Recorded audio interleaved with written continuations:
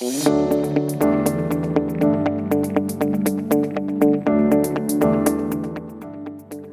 everyone, and thank you for joining us today. My name is Victoria Dowling. I am the sales manager for the renovation team here at Cross Country Mortgage. Today, we're going to be talking about creating space in the new year. And of course, we're here with our favorite designer, Kate Troyer. Kate, why don't you tell everybody a little bit about who you are and what you do? Yeah, definitely. So my name is Kate Troyer. I live in the Northeast Ohio area, but I work with clients all across the country.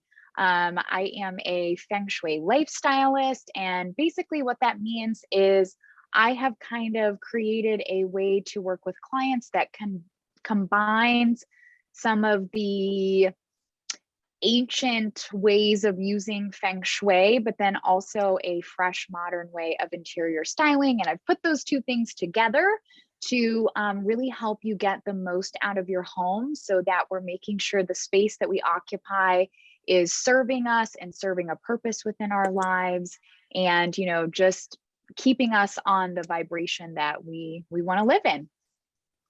We love that. And we're so excited to have you here again today. So thank you for joining us. And I wanted to congratulate our 12 Days of Christmas winners. Congratulations if you got your package in the mail.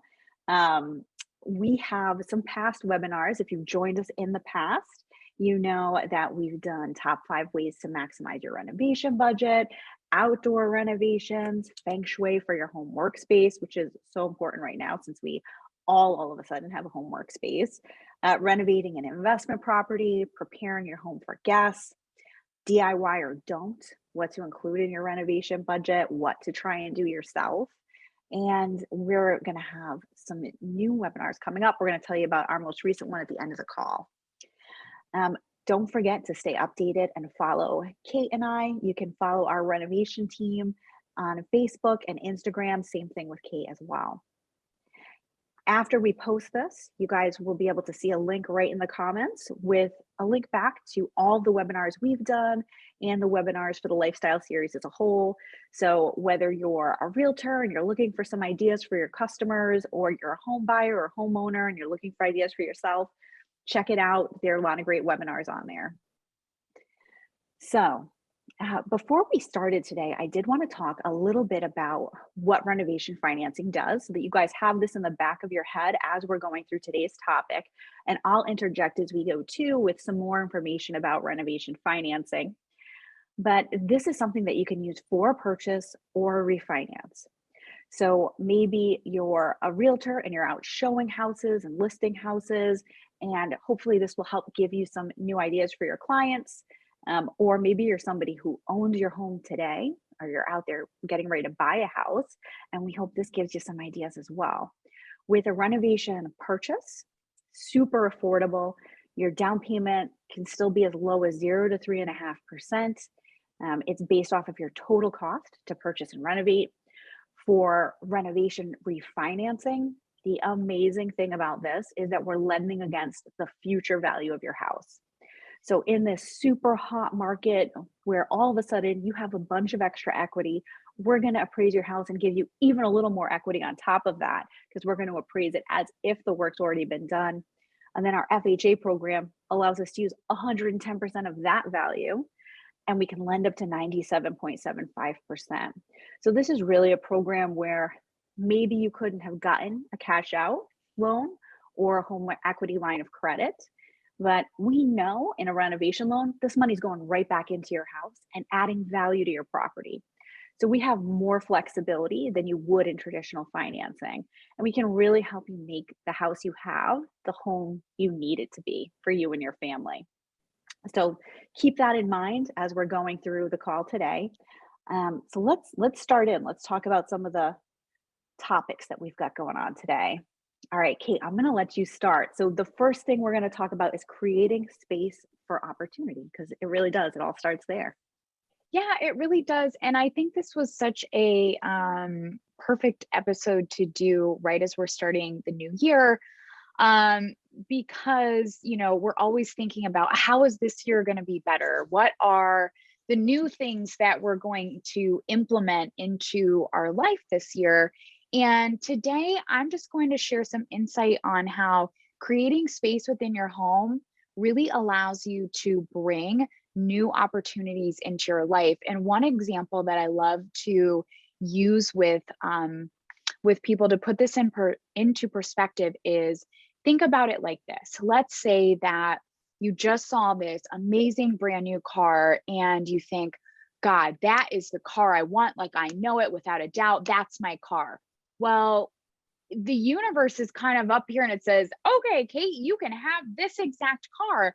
But then it looks at my home and it says, oh, but your car that you already have, you're parking it outside your garage, and your garage is filled with all this stuff. So, you know what? Whenever there's space here for me to put this car into, it's yours. But the problem we get stuck on is that we actually sometimes have to do a little bit of work to allow that space to be created for us to really set ourselves up for getting the things that we want, whether those are physical things or not. I love that. And so, from a renovation perspective, I think we would look at this as clearing out the room or, getting the space clear and ready too for whatever Yep. renovation you're about to start. And just starting with that blank canvas to allow that new space to happen around you. Hmm. So it's a great point. I love that analogy. So let's take a look at our next topic where we really get into it. So your first step, Kate, when you are thinking about what you need to do to make room for what you want. So first you've got to obviously identify what is it that you want, and now what's your next step in your process? Yeah, so I think just before we take inventory of things, I want to mention why addressing clutter within your home is important. And first and foremost, I was just talking with someone about this, so I'd like to mention it. Let's define what clutter is, because often people think that clutter is just any kind of mess within your home, and that's really simply not true. So I define clutter very simply, and that is, something is clutter if you don't love it and or you don't use it. So it's really serving no purpose. And then we can go further to say, okay, what is our relationship, with that item? So what clutter kind of does in a home is it's building up in certain places, and what we don't often realize is that where that buildup is occurring is often related to a physical part of our life. And so it's causing energy to kind of stop moving around in our home or become stagnant, which again is just reflecting back on us personally. So that's something that I just think is really important to note, because just so many people think, oh, well, I made a mess while I was cooking, and that might be there for 2 days and I have clutter, and that's simply not the case. So now that we've talked about what we're defining clutter as, something we don't use and or we don't love, let's take inventory of our items. So what I will typically direct clients to do is, I will say, sit in each room of your home and kind of acknowledge what's in the room with you. And as you're doing that, the first easiest thing you can do is just say, is there anything in here that makes me feel really good? Like, I look at this, picture and think, God, I just love that picture. And I remember buying it when I was on vacation, and, it just gave me all of these good feelings. And I just love that piece. Or does it bring up something bad for you, where it's like, it's a piece from an ex, a past relationship. Maybe it could be something that your great grandmother gave you, but the problem is that your great grandma was like really mean, and she wasn't very loving, and you didn't have a good relationship with her. Chances are you don't have a good relationship with the thing that she gave you either, because it's making you think of her. So I think that that's a good first place to start, is just, how does this make me feel? That's the easiest thing you can ask yourself. And then after you've gone through that, if you're still like, this room still is feeling a little off to me, then you can ask yourself a couple other questions. do I feel nothing about this item? And if I feel nothing about it, is it serving a purpose? So the intent would be that if you don't feel anything for it and it's not serving a purpose, it's time to part with it. But if it's just something like, for example, like a bottle opener, right? Like I might not really have any emotional attachment to that item, but it is serving a purpose, right? Like when we have friends over, somebody wants to open a beer or something, we needed to open that, right? So just a couple things that you can dive deeper on, because sometimes we'll think, well, I don't feel good or bad about that, so it's fine. But the truth is, then we want to ask ourselves, is it serving a purpose? Because if it's not, there's really no reason for it to be in your home, because it's taking up space for maybe something really great that you didn't even know you were missing out on. And I think that all of that is such a good point for anybody too who's thinking, as we get into this, we're going to talk a little bit more about renovating that space too. But just these are such important steps before you renovate a room, right? Because maybe you're in your living room and just like Kate said, you're thinking like it feels heavy, it's dragging you down, it doesn't feel like a space you are light in. Well, if you don't take this first step and clear out the space and decide, here are the things I intentionally want in this space when it's done that make me feel great, slapping a coat of paint on the walls isn't going to make it feel that much better. Right. So, Mhm. really taking the time to go through and look at everything, you know, the physical stuff in your room does make you feel emotionally one way or the other. And so, if you want to get the most out of that new space or however you're going to renovate or clean up or declutter, yeah, such great advice on what to do and how to look at it. And I love that you say like something you love or something you use, because I remember watching another popular decluttering show, and it was like, does this make you happy? And it's like, well, no, but I do need that spatula, so I'm gonna keep it. So very good points. And so did we really get into taking inventory about, what you want to have? I guess we did kind of talk about, right? And what you want Yeah. to remove. And I think that it's different for every person, right? So let's take a minute and talk about that, because some people are like, well, what am I supposed to have and not supposed to have?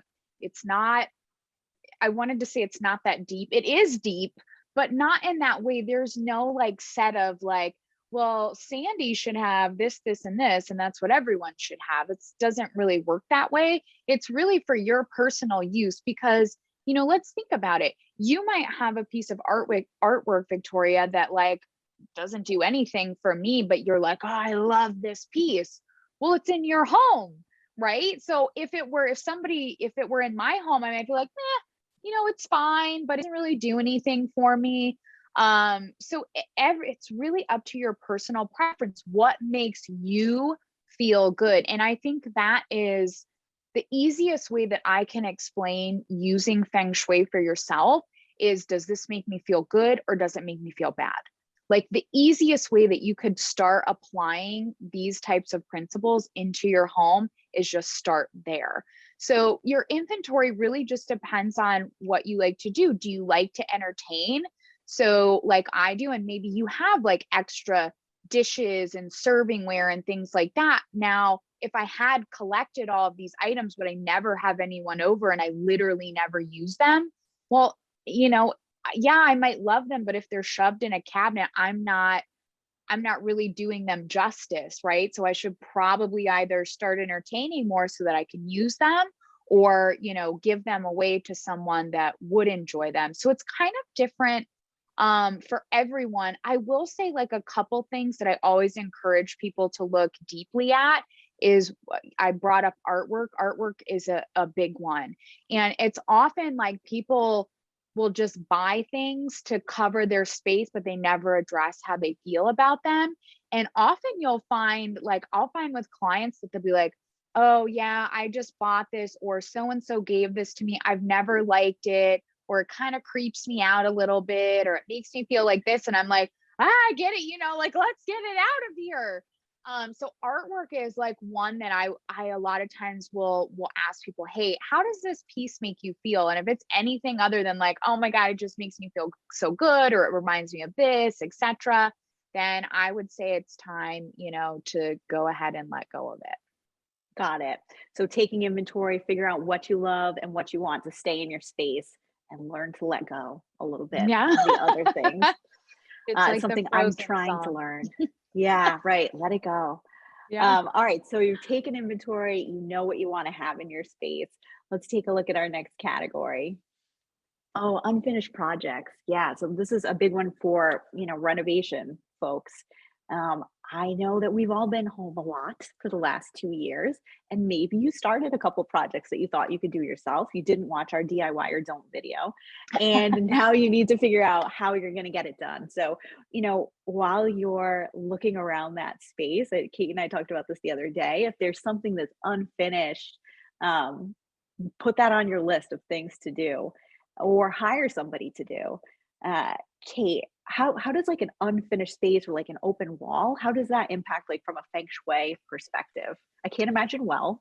So it would depend on how long it's been like that, would be like whether I would say that it's like bad. But I would say that it will depend for me if I'm, kind of like looking at and reading a home. I'm gonna probably say that, okay, I'm gonna be like, all right, so tell me about this. How long has it been unfinished? And depending on what area that is within their home, I'm probably going to see something that's manifested for them physically that is unfinished. Or they're like, I have this thing at work that I've been trying to get done forever. And I just can't get it done. Or like it will 100% always manifest in some way within your own personal life.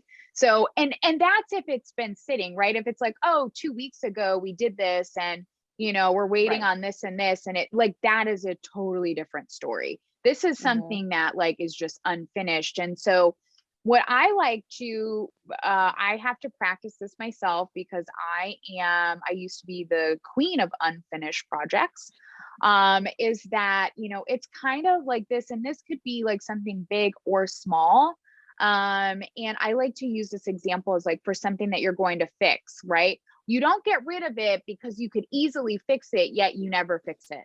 And so my thing when I'm working with people is like, okay, are you literally going to fix this like tomorrow at the latest? And if the answer is no, you need to just let it go, right? Because if you're holding Mhm. on to something that's broken, that's probably saying something as well. Why are you holding on to something that, isn't it now it's broken, it doesn't serve a purpose. But if you're willing to go ahead and fix it, it needs to be like now. So if you have Mhm. a big unfinished project, that you haven't finished for a year or something like that, well, you need to hire someone to get it done or figure out, how can we get this done? Because every time you pass by that area, like think about, let's say that you have like an old dining room set, right? And it's like orange or something, let's say back from the 2000s when like burnt orange was like the thing, and your table is still that color. And every time you walk by it, you think, God, I just hate that. God, I just, yeah, I'm going to paint it. Yeah, we don't need to buy a new table. I'm going to paint it. I'm capable of painting it, but you don't, because it's just, a Mhm. thing to add to the list. It's like we have to realize how important our environment is. Like it's just as important to take care of our environment as it is to take, care of our bodies and working out and eating right. Because is all the time that you pass that dining room table and the energy that you give off to yourself in that space is, I hate that. That gets like to be, that emotion becomes stronger and stronger within that space. And then it ends up causing, deeper issues within your physical body. I think it's hard too for so many of our realtors who are listening or people who are out shopping for houses. When you take a client or when you go into a house that has so many unfinished projects or is, like a hoarder house, which all my team and I do all day, every day are renovation loans. So we see some crazy appraisals and you really do have to be in the right frame of mind going into it where Yeah. you're almost seeing the end game. Like you're imagining same as if you own the house, I guess, in the same scenario, right? What do I want this to be? How would I get there? What would I do to get there? Hmm. Because you really can. I mean, whether it's small changes that you're making or a house Perfect. that's completely gutted and needs to be Mm-hmm. renovated, it's all about being able to see what that property can be and how that can impact your life at the end of the Mm-hmm. day. Definitely. Um, we see so many cluttered houses, I'm but sure. no, renovation loans can take care of any of that for the buyers, for current homeowners. We can fix up all those kinds of things. Ooh, so I have a quick renovation question for Oh, you that bring it just to me, popped in Kate. my head, right? Okay, so let's say that I do buy this house that's full of crap from somebody else. Does my renovation cover hiring someone to come and clean that out for me? Totally. Yeah, we can Good to clear know. out that. We can take down the outbuilding that's falling down in the backyard, clean out the pool. Yeah, we can do all that good stuff. Awesome. Good Good to good know. question, Kate. Yeah. Great for investors too. I know we did a webinar Yeah. before for our investors, but yeah, great for investors too, because you can, for anybody, you can close on the house Mhm. as is, but I know investors are always looking to close as is, get as much money off the price as you can. And if you're Right. leaving that house a cluttered mess, then you're going to have a little more leeway with the seller than if you're asking them to clean it out. All right, so unfinished projects. Oh, one last thing I wanted to say about unfinished projects too, and just projects in general, is now is a great time of year to start thinking about what those projects are that you want to do.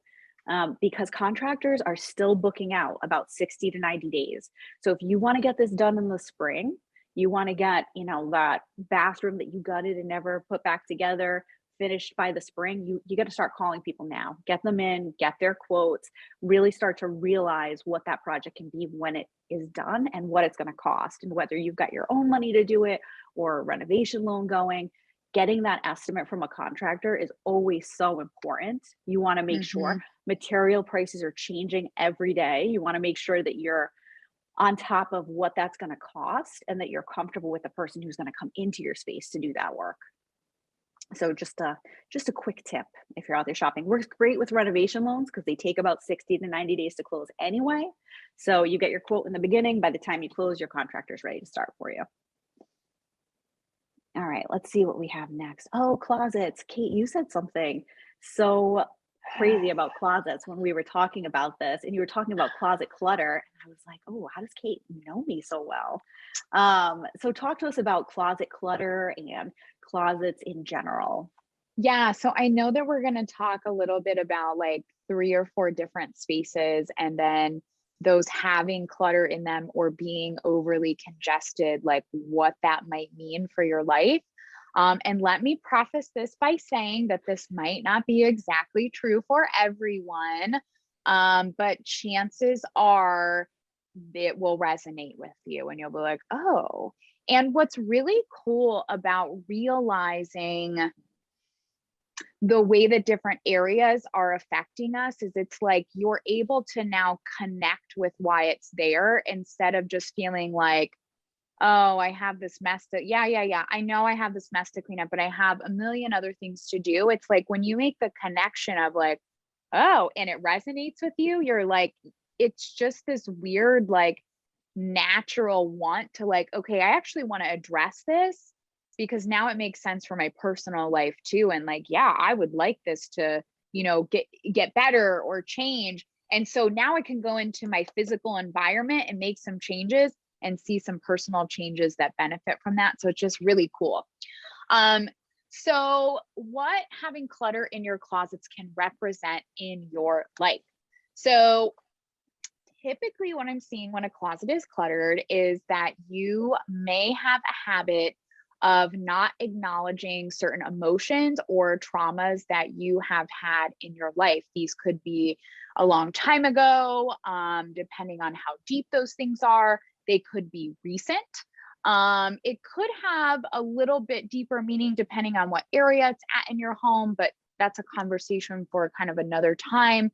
But it's just kind of represents the fact that you are typically pushing things to the back of your mind and you don't like to acknowledge things. So you would rather push it back than acknowledge it and deal with it. And what happens is you keep pushing, you push one thing back, a second thing back, a third thing back. And now by the time you're of a certain age, it's like all of these things are stacked and stuffed on top of each other. And it represents in your mind a lot like what your closet physically will look like when you're doing that.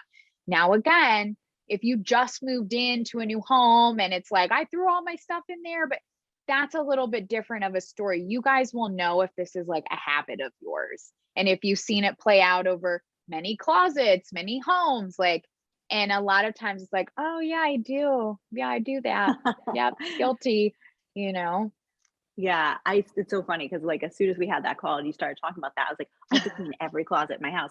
And so I started like one closet at a time, tearing everything out. And my husband is just like, I'm just gonna, and I'm like, no, that's not healthy. We can't put it back in. We gotta deal Don't with do this stuff. it. Yeah. But this can also be something that's part of your renovation loan. So if Yeah. maybe you're doing your bedroom, such an important space to feel great in and feel like organized and like you can conquer the day from right the beginning and the end of the day. You could build out a master closet with built-ins and the drawers and all the shelves that you need to deal with that space so that, once you've dealt with the clutter, everything is going back in an organized way. Maybe you don't have enough closets. I know next week or next month we're going to talk about old homes, and that's Hmm. I live in a super old home, and that's a problem we deal with where we've had to build in some closets because they didn't have this much stuff before. Yeah. So we can And do all of that with renovation loans. yeah, and what I like to tell people, like, let's do, I'll give you like a very generalized tip for starting with your closet. Cause a lot of times it's like, okay, okay, yeah, I acknowledge that resonates with me. Where do I start? Right. I'm just standing at my closet and I feel so overwhelmed. Where am I starting with this? And so a lot of times, I know not everyone lives somewhere where the climate changes a lot, but usually still styles kind of change, even if the weather doesn't change a lot. So I like to start with like separating stuff into like spring and summer, fall and winter, because here's what you can't, and I'm not saying that this just helps to like take it in bite-sized pieces. So if it's winter right now, all of my spring and summer stuff, you know what? Don't even deal with it. Just put it in a tote and have a designated area for that tote, like, fold it nicely and put it in there. But if you're super overwhelmed, don't deal with your spring and summer stuff right now. You can deal with that when it's spring or summertime, right? And now you've already got kind of a habit and a rhythm. So now you're left with half of your items. So it's already less overwhelming. And then go through all of your items. If you can easily pull out, I haven't worn this in over a year, probably time to give it away. Like, stop saving stuff where I might wear this sometime, because especially now that we're home a lot more, chances are you're never going to wear it. So like, just part with it. And then from those items that are left, I tell people, and I try and do this a couple times a year because I switch out my summer and winter stuff. I will physically try a lot of my stuff on. If I think, yeah, I still like this, I try it on and physically look at myself in it. And I have to be honest and say, okay, am I holding on to this piece of clothing because I like the way it looks on a hanger, or does it actually look good on me and I feel good in it? And if the answer is no, it's time to part with it. So that can just help break it down into like at least 3 or 4 kind of bite-sized steps so it doesn't feel as overwhelming. Yeah, absolutely. Oh, and just as a reminder to everybody who's watching on Facebook or if you're watching us on Zoom, if you guys have any questions while we're going, put them in the chat or the question and answer box, and we'll be sure to get to those right at the end. All right, so closets. I'm sure we've inspired a whole bunch of people to clean out their closets, Kate. There's going to be a whole bunch of people with stuff everywhere in the very near future. It does feel great though once you've got it straightened out. Even Hmm. though it's usually behind a door, for some reason, just having it It makes clean such and a knowing big it's difference, clean. right? When you open it, you're like, oh, this feels nice, instead of, oh God, like what's going to be in here when I Yeah, open the what's door? going to fall on me when I Yeah. try to take this thing out? Yep.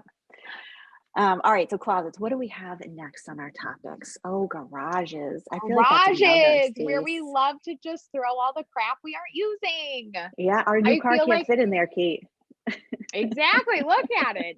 But I feel like that's a societal thing. Like, and it's really we see that a lot in the US, right? Over in Europe, piling stuff in your garages and honestly having as much like they don't have as much unusable things as we do. And you'll see a lot more stuff in their attics. And it's like, we don't acknowledge that our garages are actually part of our homes, and we kind of like don't give them the respect that they deserve. Right. And we just kind of, I know people that have moved into larger homes because they have a larger garage to store the stuff that they never use, which it's like, when it's put like that, you're like, oh, I guess that Yeah. doesn't make sense. But our society tells us that's what you do with your garage. So if this is what your garage looks like right now, there is no judgment. We are not judging you. It's really like a societal thing. Like, it's just the norm, right? Yeah. But what I'm hoping this conversation will lead to is you realizing that it should not be the norm. And again, we're going to treat the garage space exactly as we would our closet. We're going to say, okay, what do we actually need in here? What do we actually use? And then it's not that you can't have storage in your garage. Like this picture, we've got a nice start here. We've got shelves, we've got some totes and things, but we need to know what's in those totes. And anything that we really need or use, it can all be nicely put on these shelves. And then, we can park our car in the garage. We feel good. Um, you know, a lot of times, like the representation that having a lot of clutter in your garage is going to give off is that we put more importance on other people's stuff, or we feed into things that we actually don't care about in order to ignore underlying things going on in our life. So again, it's just like putting things in front of dealing with stuff we should be dealing with. And a lot of times when our garages are overstuffed and things like that, that's a lot of times what that's representing in our personal lives. And you're so right. So for so many people, when we're looking at the layout on the appraisal of their home, they've got a door from the garage into their home. So that means you're driving into the garage, you're parking, and you're walking into your house. So it's really your first entrance. It's the place that you're making entry into your house. And no one, for the most part, I think, thinks about it like it should be finished or it should look organized or clean or Mm-hmm. good. And that can absolutely be added to the renovation loan. So the floor in here looks beautifully just redone. That can be added whether you're doing a self-leveling compound or painting the floor or putting in a shelving system or a new garage door, or you want to re-side or re-roof the garage. So renovating an existing garage is absolutely possible. You can build a garage, whether it's attached or detached. And you can even use a renovation loan to build a garage with living space above, or to convert your garage to living space. So maybe you listened to Kate and you said, you know what, I am storing all the stuff that I don't need. You got rid of it all. You could use it to park your car, but maybe you haven't been and you don't really care about it. But having a master suite would give you the space you need or that you Mm-hmm. want, or a guest room or a big family room. So you could use a renovation loan to do any of those things. We actually have a couple deals right now where people are converting their garage space into living space, because it's a little bit more expensive to build an addition now than it was Yep. before. Lumber prices are a lot higher. That garage is already there, and it's space that you can reclaim for your family. So just something to think about when you're either out there showing a house to somebody and they're like, geez, this feels a little bit small, or if you're out there looking at houses, this is something that could be a possibility for you too. And I love it. I see questions coming in. So keep the questions coming in. We'll make sure that we get to them at the end. All right, so we've got garages. Oh, and then basements, attics, and additions. We've talked a bunch, I think, about basements and attics. But Kate, tell us about this topic? How you feel this can help you create more space? Okay, so both of these, your attic and your basement, can be used to increase the space in your home, right? We love finished basements, we love finished attics. It's something like this is amazing. So you can definitely use these spaces that are probably being utilized for a lot of stuff you don't need, and turning them into, spaces that have good vibes, good energy, and are actually serving a purpose. If we're looking at attics, just looking at, again, connecting the relationship with these spaces, and if they tend to have a lot of clutter in them. So if you have a lot of unused items in your attic, typically you may feel like you kind of always have something hanging over your head, and it's like you kind of are like, things are okay, but at any moment it could all just fall on top of me. I hear that a lot from clients that have a lot of storage above them, and it's just stuff, right? Not that you cannot store things in your attic, of course you can, but you should know what those items are. They should have some sort of purpose and or meaning to you. And they should be like well taken care of, not just thrown up in your attic. And then basements are typically related to really deep past issues. A lot of times this can be things that happened in childhood or early adulthood, that we're kind of subconsciously choosing to hold on to and kind of storing deep inside us instead of, dealing with and acknowledging them. So if your basement has a ton of stuff in it that you haven't looked through and things like that, chances are you do have some things that you might need to address and deal with. And there's absolutely nothing wrong with that. It's really quite astounding the way that these, our homes really do relate to our lives. And it's really crazy that once you start doing some of the physical work within your home, how much lighter you feel and how much you'll start to feel a change within yourself. And then also that you might even notice that you're just kind of releasing things that like, oh, I forgot that I needed to, and it just kind of goes. It's like this, kind of physical way that we can, get in touch with our personal selves. So it just really, and it still fascinates me to this day, like how accurate some of this stuff can be. Yeah, no, it's really amazing. To go back to the attics, Hmm. really, truly, it is a great place to finish. And, I think people always think like, oh, if I finish the attic, I won't have any storage space left. Well, even if you don't have a basement, like you can see in this picture, they've separated the attic into two spaces. We don't know what's behind that door. That door might be space that's just for storage. And so you still get some storage, but you can reclaim some space for yourself, especially if you're looking for a home office or a room to double as like a home office and guest space. Hmm. And we're seeing a lot of people with renovation loans because you can use a renovation loan to put on a second floor addition, but you could also use it to dormer out up the attic to give yourself some more headroom if that's what you need. Maybe your attic just doesn't have quite enough space to be living space right now. So something to think about there. And then when it comes to basements too, we can do lots of technical things that you might need, like maybe the window well needs to be dug down so that you can have a full exit window to put a bedroom down there. Or you want to have sliders that are a walkout so that you get more light into the space. So there's lots of functionality and flexibility in what you can do in the renovation loan to make that space really work for you if it's not already finished. And obviously building an addition, right? When we're talking about creating more space for what you need and for what you want in the new year, you could absolutely use a renovation loan to build an addition up or build an addition out.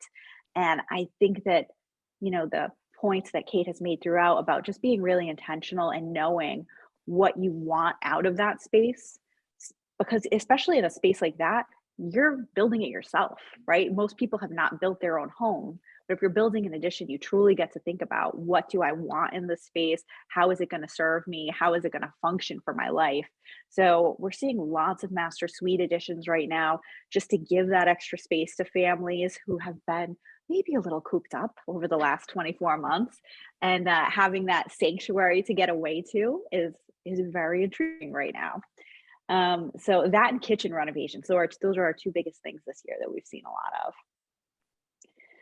So I love it. With all great ideas. Before we jump into questions, Kate, did you have any final thoughts on the topic of creating space?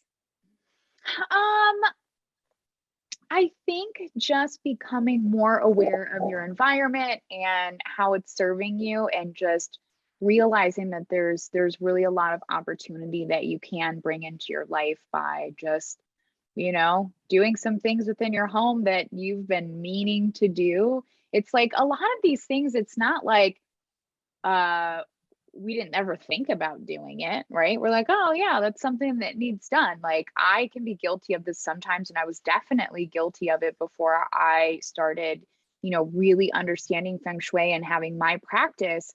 But I think just realizing that there is intention, there's energy behind it, and we can really we can start using our homes as like a check on our wellness and making sure that it's serving a purpose. It's not always these external things that we need to do for ourselves. A lot of times it's stuff that can just be, done right here. And I think that, again, like I said earlier, being able to kind of like connect with part of the reasoning behind why something might stay cluttered or the way it is, a lot of times really helps people to be like, oh well, if this is getting me this, well, I want to take care of that. And it just kind of gives us a new sense of why something might be important, and our intention behind it.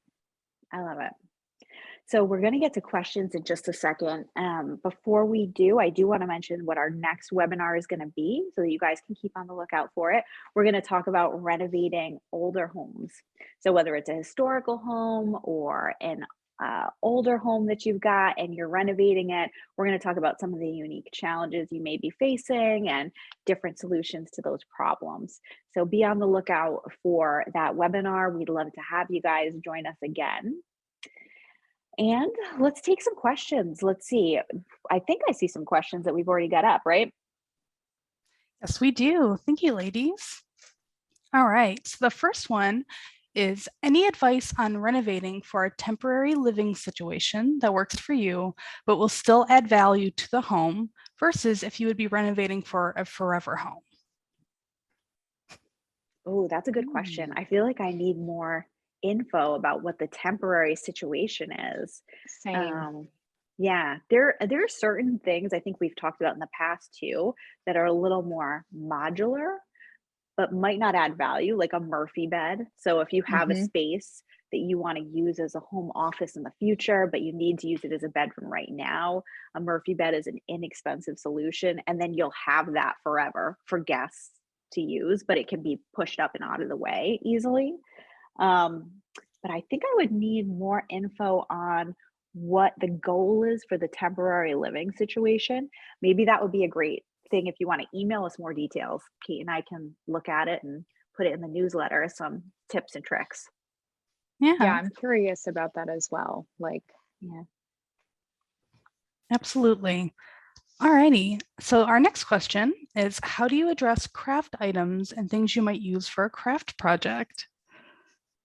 okay, I love this. I was so funny. I was actually, don't make fun of me. I was actually on TikTok right before I jumped on this call, and it was literally this girl talking about the difference between like collecting craft supplies and actually being a crafter. And I just thought it was so funny because I really used to be guilty of this, right? It's like once you start crafting, every time you're out and about, you're like, oh, I might need this. Oh, and then you end up with all this little stuff. So I would say that I would say two things. One, going through each of those things, what are some items that you're using often that you're going to want for crafting, paints, brushes, like your typical things like that, and getting those things really organized. So having Rubbermaid tubs or something of that nature, or maybe you have a closet in one room that you can just dedicate that to your crafting supplies. Maybe it's a space in your garage that you can dedicate. So one, dedicate a space to keeping your craft supplies.